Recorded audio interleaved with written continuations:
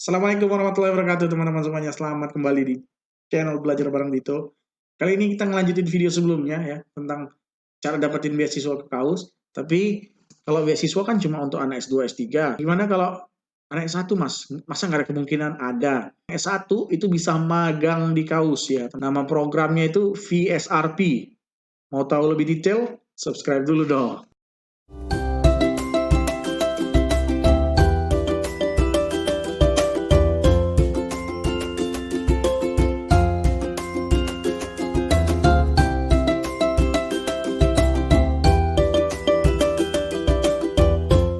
Jadi di KAUS itu ada program yang namanya VSRP, Visiting Student Research Program. Jadi ini memang program riset khusus anak yang mahasiswa S1 atau S2 juga bisa teman-teman ya.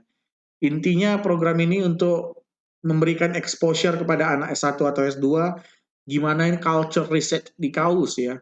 Itu untungnya untuk bagi teman-teman yang S1 atau S2 yang sedang magang di KAUS. Untungnya bagi KAUS apa dong? Meng-hire S1. Untungnya di KAUS adalah itu sebagai salah satu cara untuk menyaring mahasiswa yang akan direkrut. Jadi biasanya mahasiswa-mahasiswa yang ikut VSRP itu bisa dibilang potential candidate untuk mahasiswa master di KAUS atau mahasiswa S3 di KAUS. Jadi dipekerjakan dulu di lab dalam waktu yang singkat. Biasanya VSRP itu 3 sampai 6 bulan ya teman-teman, tergantung proyeknya, tergantung profesornya, tergantung deal awalnya. Kalau teman-teman bagus kerjanya ya sesuai standar profesornya, profesornya tertarik, biasanya nanti ujung-ujungnya ya ditawarin untuk S2 atau S3 di KAUS. Kalau nggak mau juga nggak apa-apa ya. Dapat gaji nggak mas? Dapat dong. Dapat gaji teman-teman ya, dapat gaji. Jadi bagi teman-teman yang tertarik bisa ini buka websitenya namanya vsrp.kaus.edu.se. Nah nih visiting student nanti kerjanya gini di lab, bagi yang mau ngerjain di lab ya di lab. Nanti diskusi sama profesor. Kalau yang profesornya lagi energetik banget, 6 bulan magang juga disempet-sempetin tuh ngerjain satu makalah internasional gitu ya. Supaya ada hasilnya, jadi nggak kamu cuma ini doang. Nah, baru ntar ditawarin S2, S3, mudah-mudahan. Nah, jadi keuntungannya monthly stipend 1000 US dollar. Ini udah langsung tertulis nih teman-teman. Ya, jadi ini udah hitam di atas putih. Enaknya kuliah di KAUS ini nggak kayak di universitas lain yang kadang beasiswanya juga nggak jelas berapa ya. Private bedroom, bathroom ya. Jadi disediain dalam apartemen sama kayak yang mahasiswa S2, S3 tadi, sharing apartemen, dalamnya udah ada tempat tidur, ada kamar mandi, visa gratis dibayarin semua, tiket pesawat dibeliin untuk datang dan pulang ya, insurans gratis ya, bisa pakai fasilitas KAUS, gym, kolam renang, segalanya. Fasilitas apa yang bisa dinikmati mahasiswa S2, S3 bisa juga dinikmati oleh mahasiswa VSRP. Terus akses ke core lab dan major research facilities ya. Jadi bisa menggunakan, mempelajari alat-alat canggih lah teman-teman. Yang di Indonesia saya yakin nggak ada lah teman-teman. Atau kalau ada pun mungkin menggunakannya rebutan atau yang versi lama atau yang udah rusak ya, banyak banget. Kalau di KAUS itu high end facilities ya, facility tingkat tinggi ya. Jadi ada banyak proyek ya teman-teman, biasanya 3 sampai 6 bulan. Nah, ini ada GPA biasanya 3,5 sampai 4 ya. Tapi lagi-lagi saya bilang ini nggak yang langsung saklek ya teman-teman. Intinya itu kalau profesor yang suka kamu diangkut ya.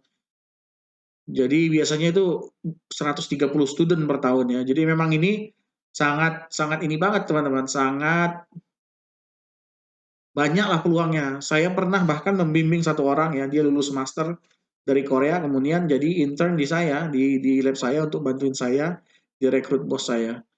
Nah, ada juga yang anak S1, beberapa dari Indonesia, kemudian magang ya, kemudian berujung jadi S2, S3 ya. Nah, biasanya itu untuk third year and above baccalaureate, jadi mahasiswa bachelor tahun ketiga atau tahun keempat, atau master student yang masih master ya. Jadi kalau terus kemudian GPA-nya 3,5 ya. Bahasa Inggrisnya harus bagus. Sama standarnya sama tadi 79 IBT-nya sana sama 6,0 kalau IELTS ya, teman-teman. Jadi memang teman-teman harus menguasain banget nih ya yang namanya bahasa Inggris. You need to be able to speak English as fluent as possible. You need to be able to explain complex theory, complex problems. Ya, jadi jangan bahasa Inggrisnya udah gelabagan, gimana mau jelasin masalahnya yang kompleks itu ya. Kalau bahasa Inggris yang standar aja nggak bisa. Nah, panjang ininya 3 sampai 6 bulan. Jadi VSRP ini bisa sepanjang tahun teman-teman, nggak ada deadline ya. Nanti application-nya ini untuk 1 Juli ya bagi teman-teman, ini udah lewat ya. Atau bisa kapan aja lah, nggak ada deadline-nya. Intinya hubungi profesor, kalau dia mau bilang, kamu datang dong sekarang, kamu berangkat, langsung diurusin ini sama orang VSRP, visa kamu segalanya. Requirement-nya itu transkrip ya, bahasa Inggris ya, standar lah. Surat rekomendasi standar, sama kalau cek video sebelumnya tadi juga, mahasiswa S2, S3 juga butuh surat rekomendasi 3 ya, kalau ini cuma 1 kayaknya ya. Pasport ya, harus punya pasport dong. Ini state and purpose dan CV. Jadi 2 ini teman-teman, kalau teman-teman lagi nganggur, nggak punya kerjaan, lagi nyantai di kosan, coba deh mulai dirancang-rancang statement of purpose-nya. Kira-kira mau ngerjain riset apa ke depannya, karena bukan cuma VSRP aja, tapi kalau teman-teman mau sekolah ke luar negeri, ke tempat lain, ke Jerman, ke Inggris, ke Italia, Perancis, Amerika ya, Kanada, itu tetap harus nulis statement of purpose. Jadi pastiin teman-teman tuh rajin buat ini ya, berbagai jenis statement of purpose. Kadang kan satu hari ini kita pengen ngerjain tentang polimer, ya buat statement of purpose tentang polimer. Minggu depan mungkin pikiran kita beda, ngelihat iklan di TV tentang otomotif, ya tentang otomotif ya. Jadi harus rajin-rajin latihan lah nulis statement of purpose. CV-nya juga dibenerin ya, jangan yang asal banget lah, CV-nya yang rapi lah ya. Nah, seleksinya itu gimana prosesnya Mas? Ya, jadi biasanya what happens after you applied. Jadi kalau nanti udah memenuhi persyaratannya, udah dikumpul, aplikasi kamu ini nanti akan direview, terus kemudian nanti akan dikontak sama faculty ya. Jadi teman-teman tuh ngumpulin, submit, nanti orang VSRP-nya ngirim CV kamu itu ke profesor, kalau profesornya tertarik ngubungin kamu. Itu cara pertama ya, cara yang formalnya dari kaus. Cara non formalnya biasanya teman-teman bisa langsung ngubungin profesornya. Nanti kalau profesor tertarik, baru ntar kamu disuruh apply ke sini. Nah, kalau saya sih prefernya kamu lakukan cara yang kedua, cara yang non formal yang saya bilang. Jadi nggak ngarepin orang ininya dulu, VSRP. Jadi saringan pertama itu dari profesor, karena kalau udah profesor jatuh cinta sama profil kamu, ada kurang-kurangnya di TOEFL IBT, itu nanti bisa dinego lah dengan orang VSRP. Tapi kalau orang VSRP-nya duluan ngelihat, mereka udah nggak pakai nego-nego, kamu nggak lulus sudah langsung pap dibuang. Ada kriteria di bawah standar langsung dibuang. Jadi kalau kamu bisa langsung kenalan sama si profesor, bisa buat dia jatuh cinta dengan profil kamu, nah yang lain-lain itu nanti gampang lah bisa diatur. Kalau yang formalnya itu begini ya, kalau nanti kamu terpilih move forward, kamu nanti Skype interview dengan pihak admission, pihak kausnya ya. Jadi ada 2 interview, ada interview dari faculty, dari dosennya. Kalau nanti udah lulus dari itu, kemudian kamu akan Skype interview ya dari pihak admission. Nanti ini ditanya yang kalau interview kedua ini ya nantilah saya jelasin. Yang jelas biasanya ini untuk standar-standar aja lah, perjalanan formalitas, bukan tentang riset. Kemudian kalau disetujui nanti ada acceptance later, oke? Okay? Jadi ada surat penerimaan, kemudian nanti ada travel advisor. Jadi satu orang di kaus akan ditugasi untuk ngubungin kamu. Dear Jalal, misalnya nama kamu Jalal ya. Dear Jalal, saya ini travel advisor kamu, ditugaskan untuk membantu kamu buat visa, beliin tiket segalanya, sampai memastikan kamu nyampe di bandara di Jeddah, naik ke taksi, dan kemudian sampai di kaus, masuk ke apartemen kamu. Nah, ada satu orang yang di-assign untuk memonitor, untuk memastikan kamu itu semuanya itu urusannya lancar ya.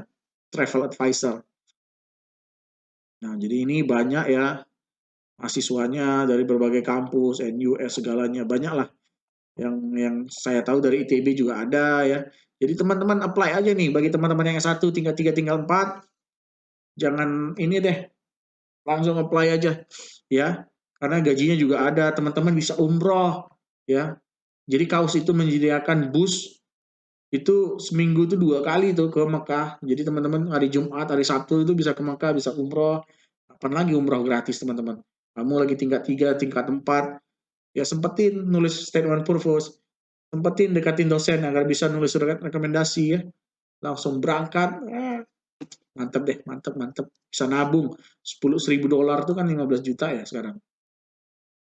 Anak tingkat 3 dapat gaji 15 juta, mantep kan? Ya udah sekian dulu video kali ini, semoga bermanfaat ya teman-teman. Nanti kita lanjutkan di seri berikutnya tentang biaya hidup di kaus ya. Assalamualaikum warahmatullahi wabarakatuh.